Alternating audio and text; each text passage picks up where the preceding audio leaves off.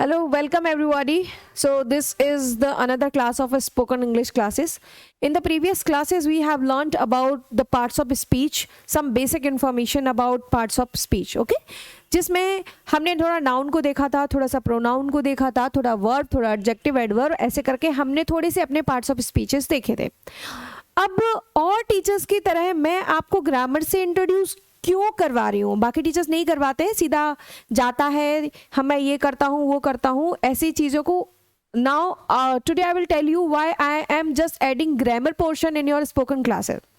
Because अगर आपको रट्टाफिकेशन करना है तो you can learn limited sentences कि भाई गो मतलब जाना है, अगर मैंने कहा मैं जाता हूँ तो आई गो, और ऐसे करके आपने रट लिया है। बट अगर आपके पास ग्रामर की नॉलेज होगी तो आप सेंटेंस फॉर्म कर पाएंगे, और सेंटेंस जो फॉर्म कर पाते हैं, जो सेंटेंस का फॉर्मेशन कर पाते हैं, वो कई सारी ऐसे वर्ड्स होते हैं जो अपने आप बोल लेते हैं।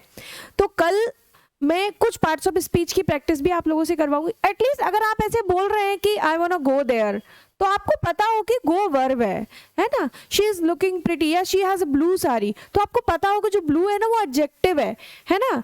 तो शी इज डूइंग स्मार्टली, तो आपको पता हो कि स्मार्टली है क्या, समझ रहे हैं। ऐसा नहीं कि बस हमने रट लिया।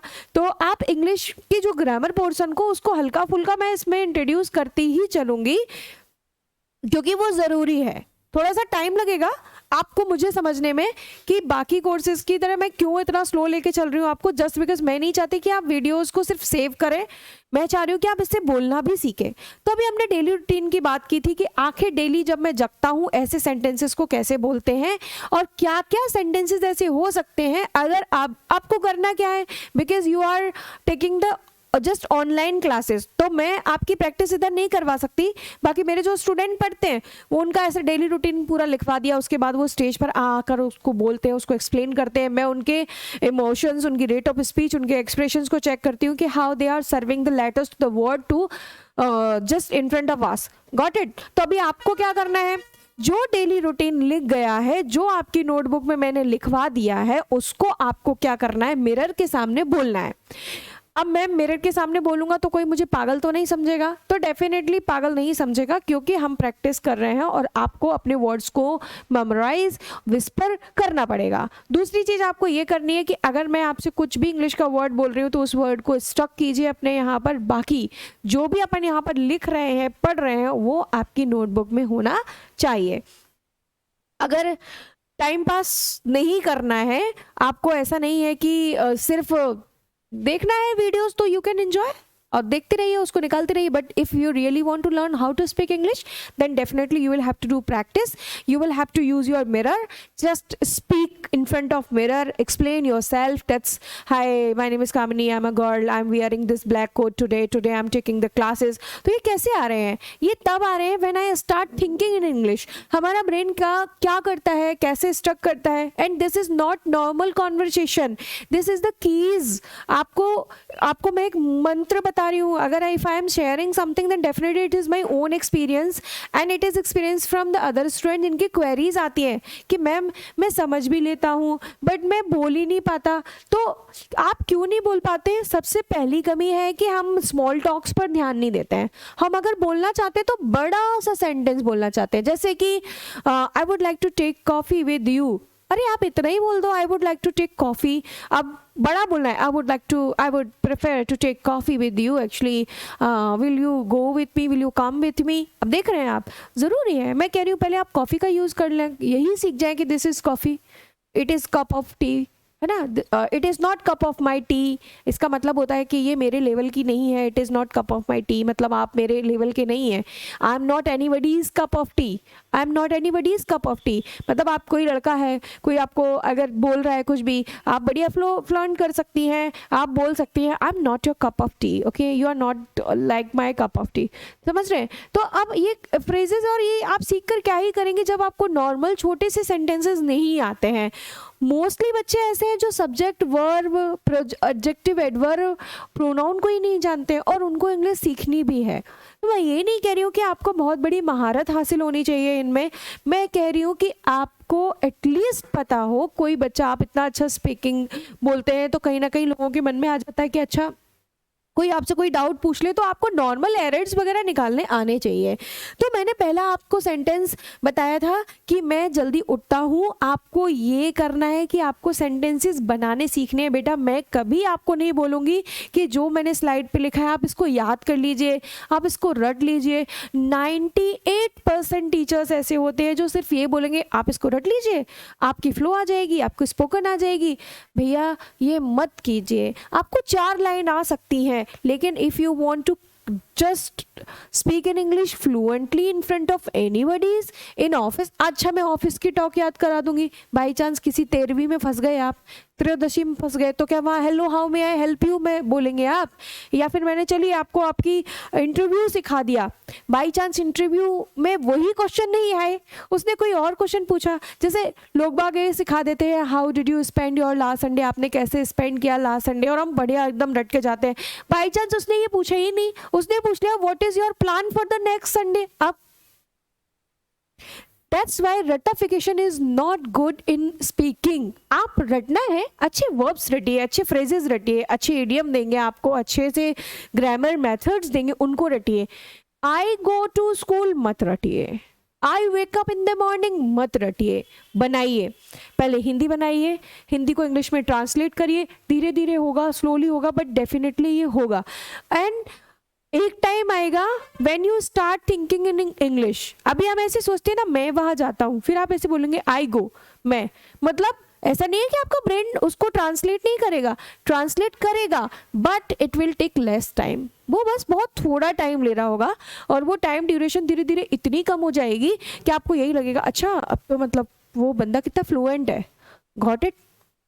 विदाउट फर्दर एनी डू चलते हैं आगे। Let's go for the next sentences. Okay, तो बिस्तर बनाना। अब हमने सीख लिया बिस्तर बनाने को इंग्लिश में बोलते हैं मेकिंग बेड। अब I am making bed, I make my bed. देखिए तीन टेंसेस में आप बस चेंज कीजिए इसको, प्रेजेंट पास्ट फ्यूचर, या फिर केवल और केवल प्रेजेंट पास्ट में भी करते रहिए तो भी आपकी स्पोकन बेहतरीन इंप्रूवमेंट होगा। इन्होंने कहा उठने के बाद। अब देखिए उठने के बाद तो आफ्टर वेकिंग, अब नहाने के बाद आफ्टर बाथिंग, ठीक है। स्कूल जाने के बाद आफ्टर रीचिंग द स्कूल, यानी स्कूल पहुंचने के बाद, ठीक है। या फिर शॉपिंग करने के बाद आफ्टर शॉपिंग। अब ऐसा मत सोचिए कि मैंने सिर्फ इतना सिखाया है तो हमने एक रट after waking, after waking. No, try to use this word in different direction, seriously. Got? तो after waking up I first make my bed, ठीक है। उठते ही मैं सबसे पहले अपना बेड बनाती हूँ, यानी अपना बिस्तर ठीक कर लेती हूँ। अब कुछ लोग बिस्तर ठीक नहीं करते हैं, सीधा मोबाइल चलाते हैं। तो देखो after waking up I first check my notifications, ठीक है। या after waking up I just prepare my tea for myself. अब देख रहे, तो after waking up I just pray to God, ठीक है। अब हर सुबह मैं अपना बिस्तर अच्छे से जमाता हूं। Every morning I neatly arrange my bed. तातेती वाले हैं, अगर सिंपल है तो फिर डू या डज का यूज नहीं होगा, और जैसे ही हमारा नेगेटिव क्या क्यों इंटेरोगेटिव सेंटेंसेस आने लगेंगे तो हम डू या डज का इस्तेमाल करने लगेंगे, है ना। जैसे मैं अगर नहीं बनाता हूं तो आई do not make my bed, ठीक है। जैसे after waking up I do not, अच्छा देखो जागते ही मैं मोबाइल यूज नहीं करता हूं, ठीक है। अब आप एक सेंटेंस आप after waking up I do not use mobile firstly, या firstly I do not use mobile, मतलब मैं सबसे पहले मोबाइल नहीं देखता हूं। Firstly I make my bed then I check my phone. Got it? तो आप ये मेरी बात को समझिए कि सेंटेंसेस सिर्फ रटना नहीं है, आपको उनको चेंज करना है। आपको अपने ब्रेन में एक वर्ड है ना, ब्रेनिंग करना है, ब्रेनिंग। Got it? अब हर सुबह मैं अपना बिस्तर अच्छे से जमाता हूं, तो एवरी मॉर्निंग, अब हर सुबह मैं टहलने जाता हूं। Every morning I go for walk. Every morning I study, हर सुबह मैं पढ़ता हूं।